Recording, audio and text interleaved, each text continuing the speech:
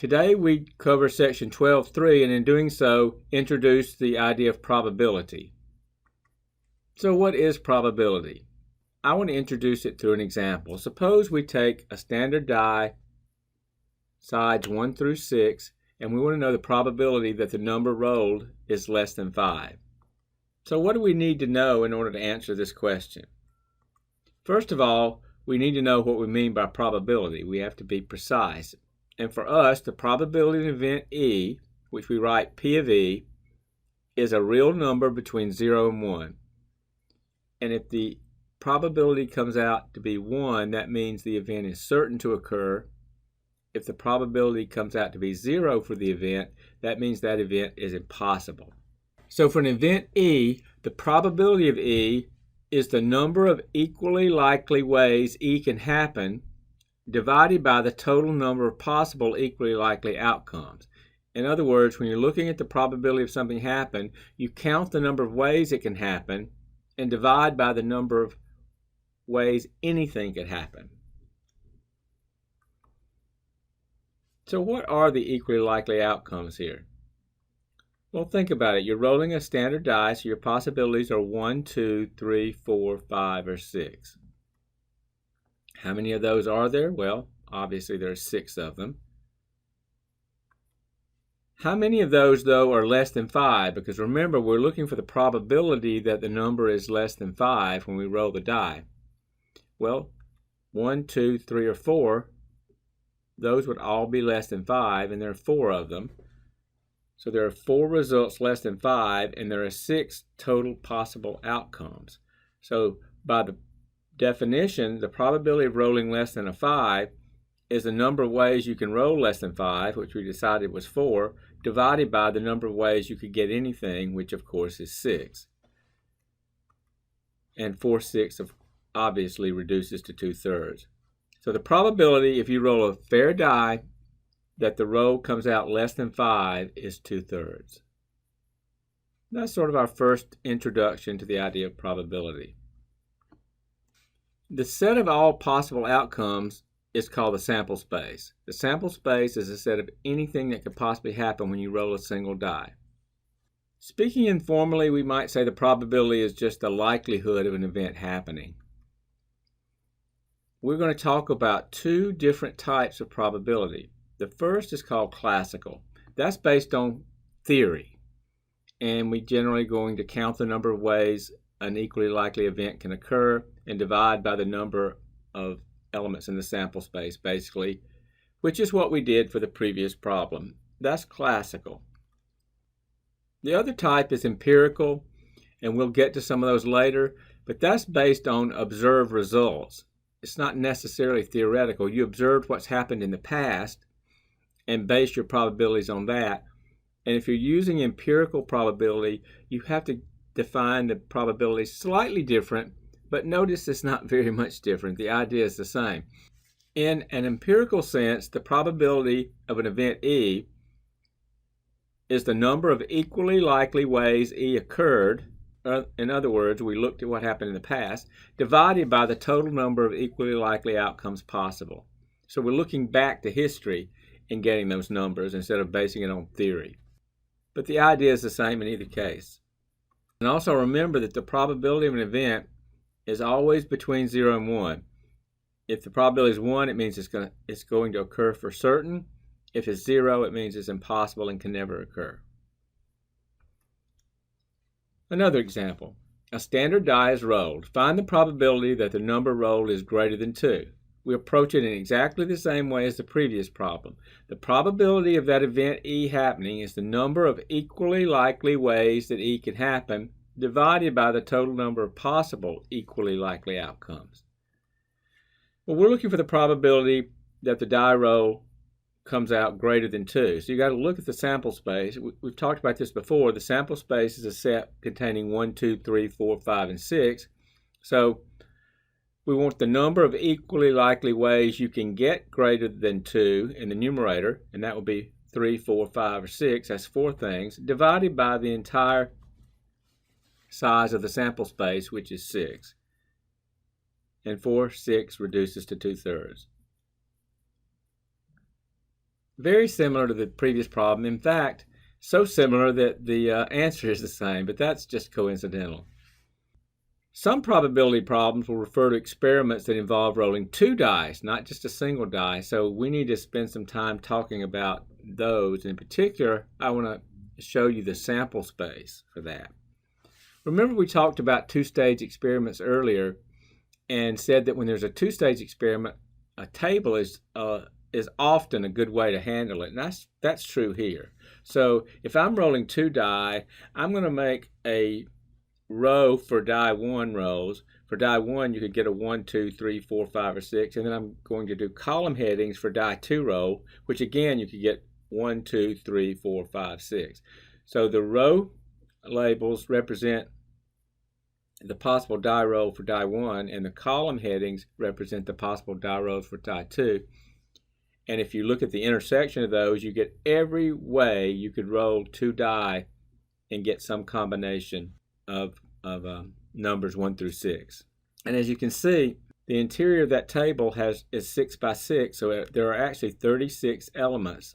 So that means that the sample space has 36 elements, and if the die are fair, those are equally likely results.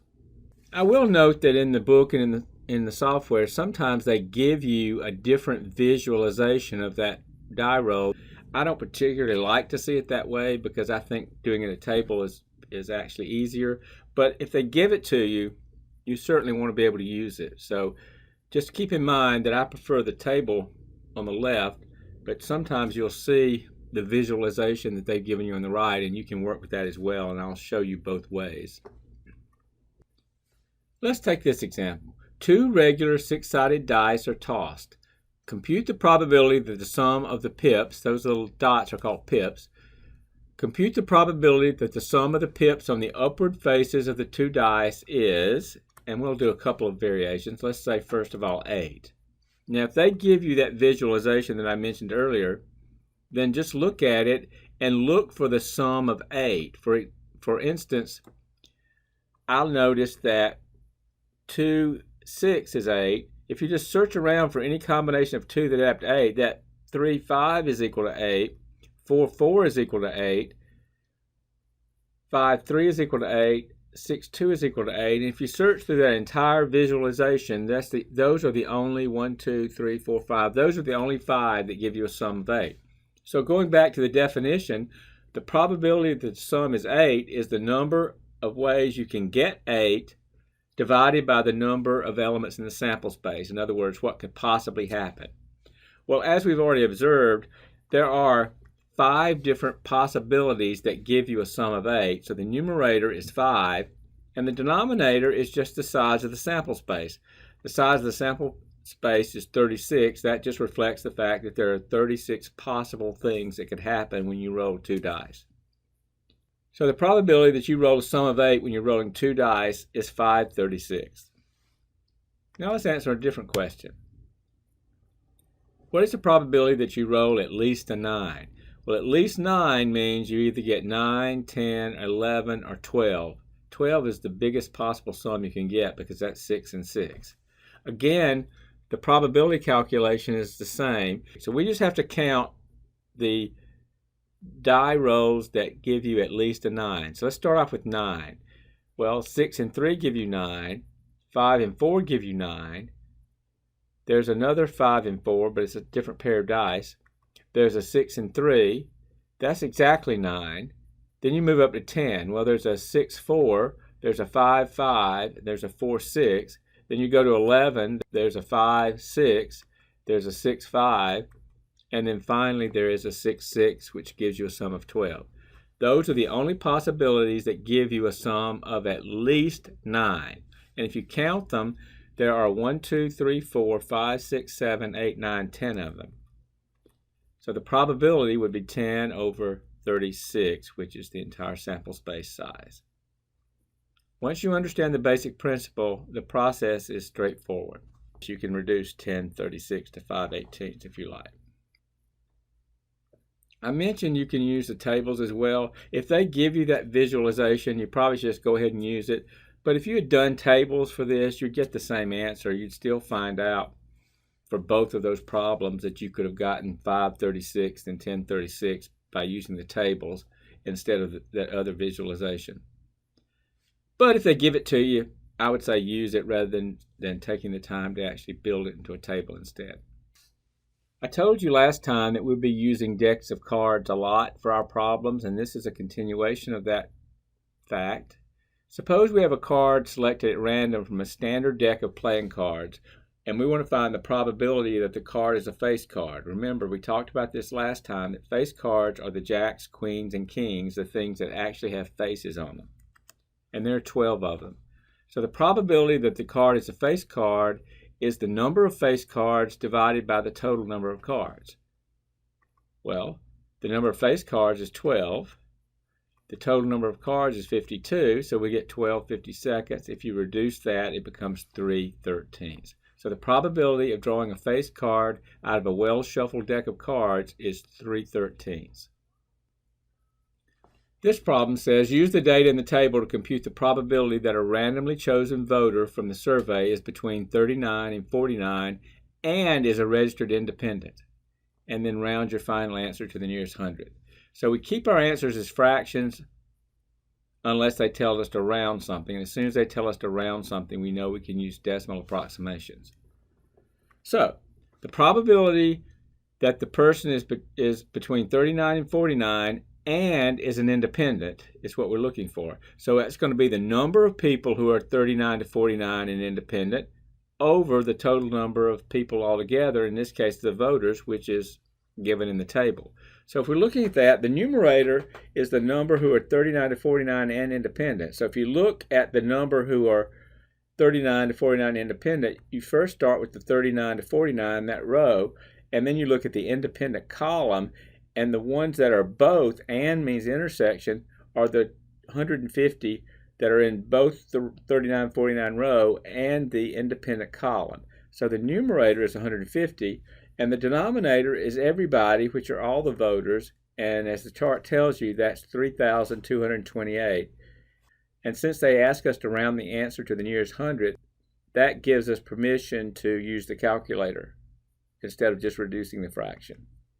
And if you do that and rounds it to the nearest 100th, you'll find out the answer is 0.05. In other words, there's a 5% chance of that happening if you just pick a voter out of this group at random. This is an application to genetics, and actually it's pretty interesting. If you study any biology, you probably know a lot about this already. The Human Genome Project, which was actually completed back in 2003, was a 13-year-long project that was designed to completely map the genetic makeup of Homo sapiens. The concept goes way back before that, though. It began with Mendel and his work with flower color and how it was transmitted from generation to generation. Mendel found out that the flower color followed a certain pattern that could be predicted by making certain assumptions about what caused a plant to have a certain colored flower. And what he found was that red was a dominant determiner and that white was a recessive determiner. And in today's language, you would talk about a gene for flower color and the allele of the gene. In any case, a gene consists of two dominant alleles, which means two reds, a dominant and a recessive allele, a red and a white, or two recessives, which would be two whites. So each gene can be red, or a mixture of one red, one white, or it could be two whites. And because red is dominant, a flower will be white only if you don't get any red allele at all. The standard way to deal with this is a Punnett square, and if you've taken any biology, you already know about this, but I'll show you again. We're going to use, for us, a capital letter for the dominant allele, and then we're going to make a small letter to indicate whatever the recessive was. So in this case, we're going to use capital R, that's where you have red, and we're going to use capital R, little r for the case where one is red and one is white. So the little r is actually like the white. It's whatever the recessive is, in this case it's a white. Or you could get two recessives, which is little r, little r. So capital R, capital R, capital R, or little r, little r. Those are the possibilities, with the capital letters being the dominant, in this case red, and the small letters standing for the recessive, which in this case is the white color. So the Punnett square looks something like this. And this is an example of a Punnett square for a parent that has one red and one white allele and another one that has two white alleles. And to form the Punnett square, you just look at all the intersections. You take the capital R and pair it with the little r of the other parent, and that gives you a capital R, little r. Then you move over or down, whichever direction you'd like to work. In this case, I went down. And you pair the capital R with one parent with the little r of the other parent, and you get a capital R, little r. And then you keep going. You take the little r of one parent, match it with the little r of the other parent, and you get little r, little r. And then the same thing happens for the fourth cell of the table. Little r gets matched with little r. And so that gives you your Punnett square. That also lets you calculate your probabilities because that represents recessive and there are no dominant alleles at all. That would be the white flower. And the rest of them would be red. If there's any dominant in there at all, it turns the dominant color, which in this case is red.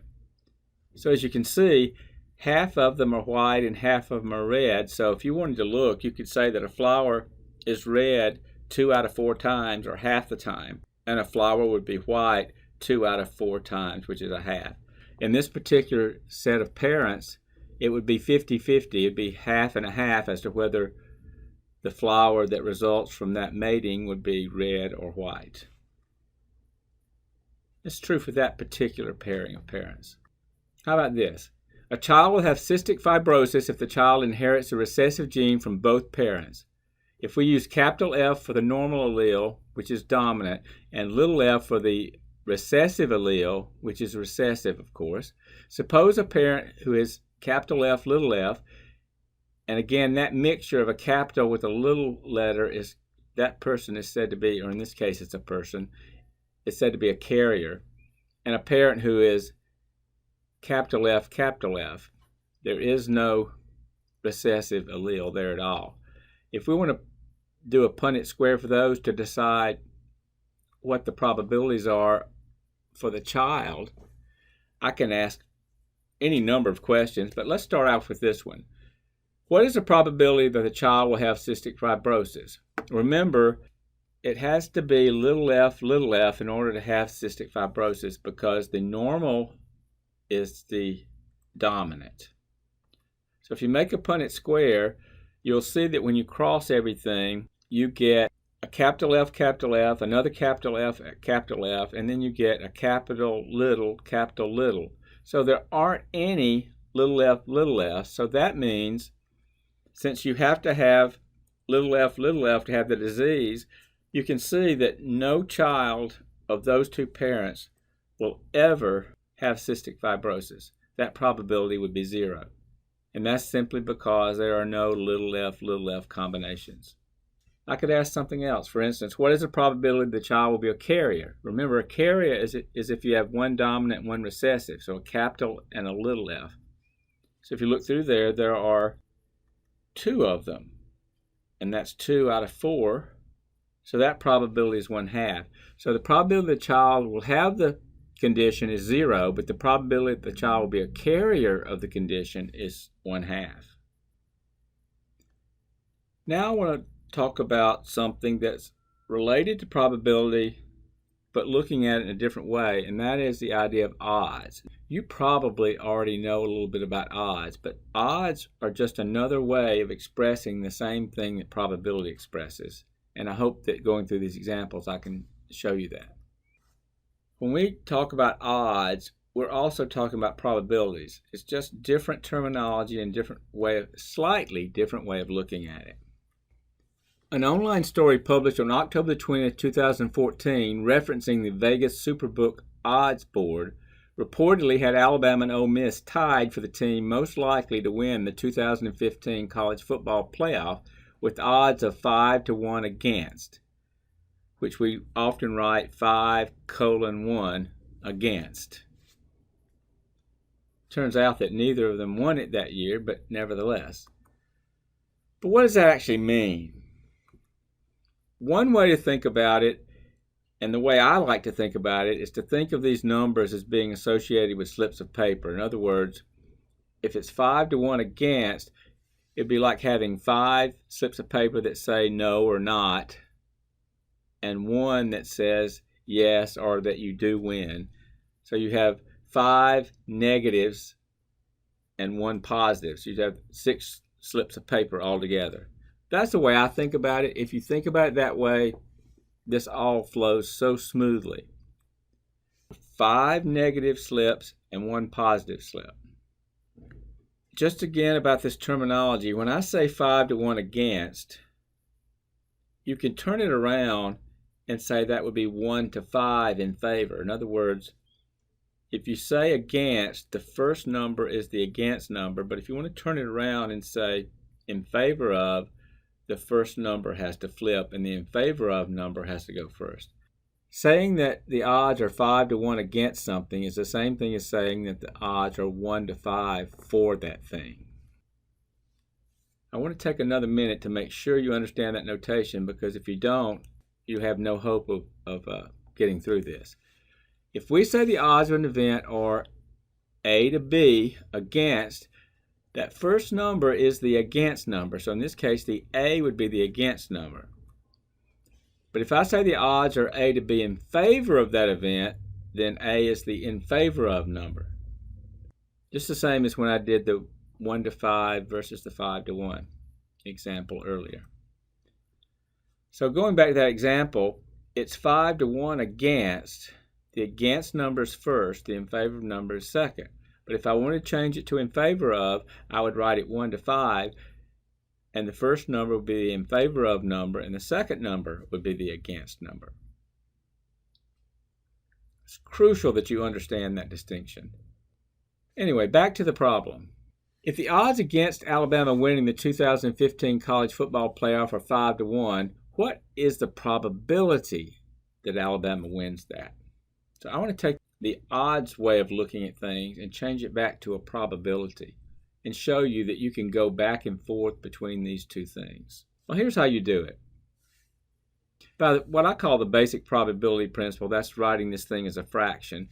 I'm going to call that the basic probability principle. By the basic probability principle, the probability that UA wins this thing, that being the 2015 college football playoff, would be the number of slips up there that say win over the total number of slips up there. In other words, I've got 5 slips that say not win, that is, versus 1 slip that says Alabama does win.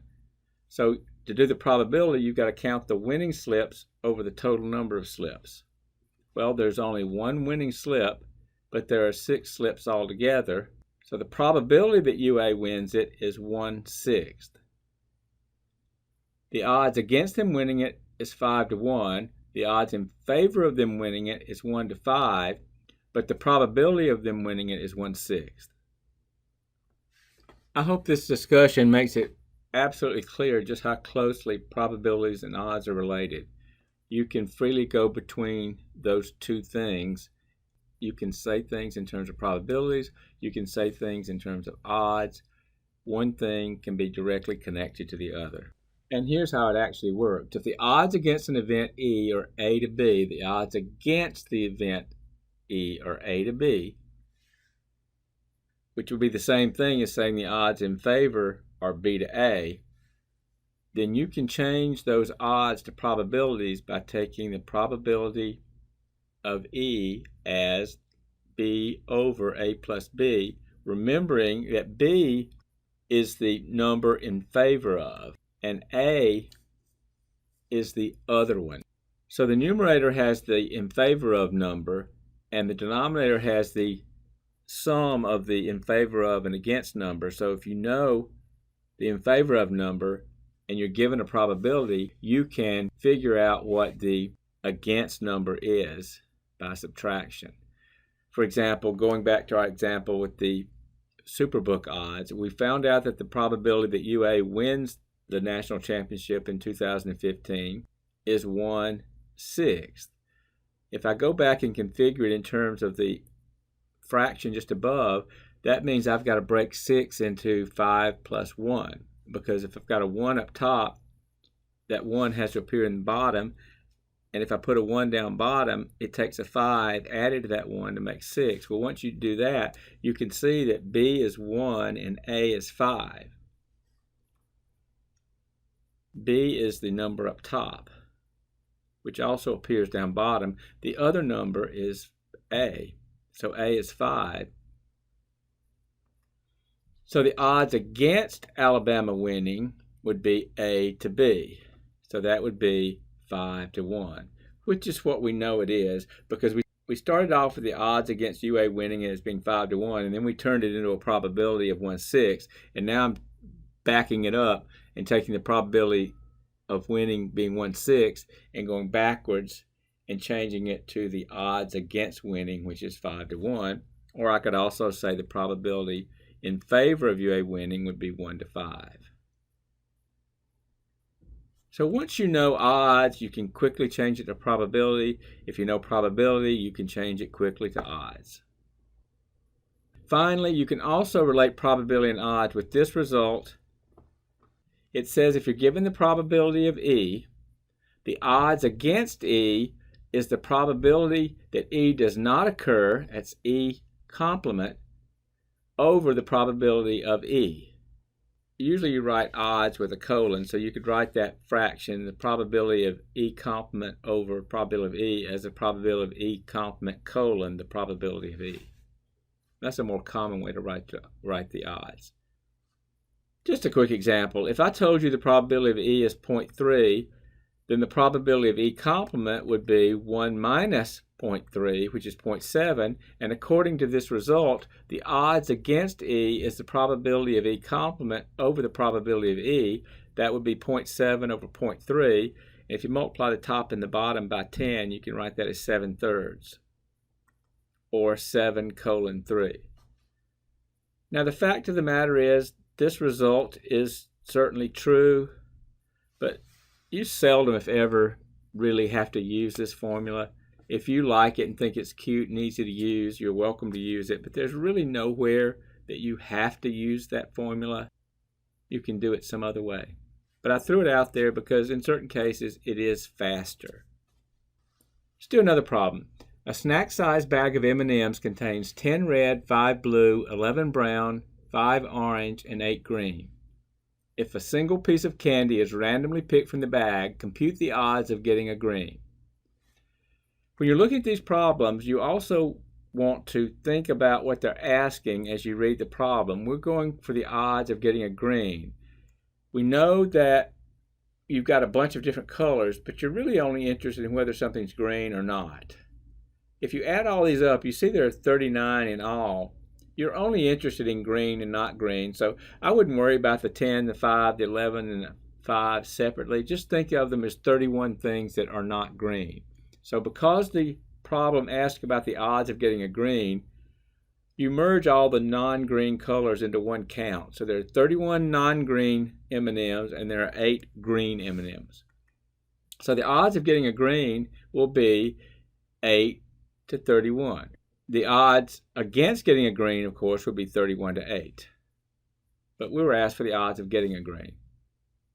Once you understand the principle, it's easy to do these problems. And again, odds, sometimes you use the word 2, 8-31. Quite often you use a colon, 8:31. You could actually write it as a fraction, just like you do a probability, 8/31. Those are all ways that odds can be written. Another question, what is the probability of getting a green? Okay, we answered the question about the odds of getting a green. What about the probability of getting a green? You could start over and just forget about the first question. The probability of getting a green is just the number of greens over the number of M&Ms in the bag. So you have 8 greens, you have 39 M&Ms in the bag, so the probability would be 8/39.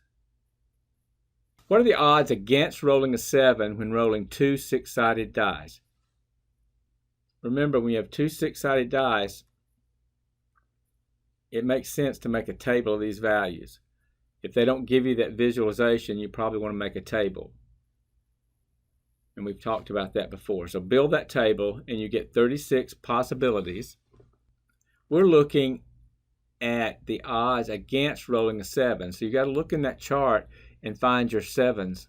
Well, 6 and 1 is 7, 5 and 2 is 7, 4 and 3 is 7, 3 and 4 is 7, 2 and 5 is 7, and 1 and 6 is 7. So there are 6 of those. That means that the rest of them are not 7s. So when you're doing odds, it's what you want compared to what you don't want. So we want 7s or don't want 7s, and the other thing are the non-7s. So if there are 36 things in the sample space and 6 of them are 7s, that means 30 of them are not 7s. And we're looking at the odds against 7, so we want the against number to be first. So it would be 30 to 6. If we wanted the odds in favor of a 7, it would be 6 to 30. Be sure to get that distinction. You don't want to get it backwards after doing all that hard work correctly. And you can reduce these odds by dividing both sides by 6 and get 5 to 1, by the way.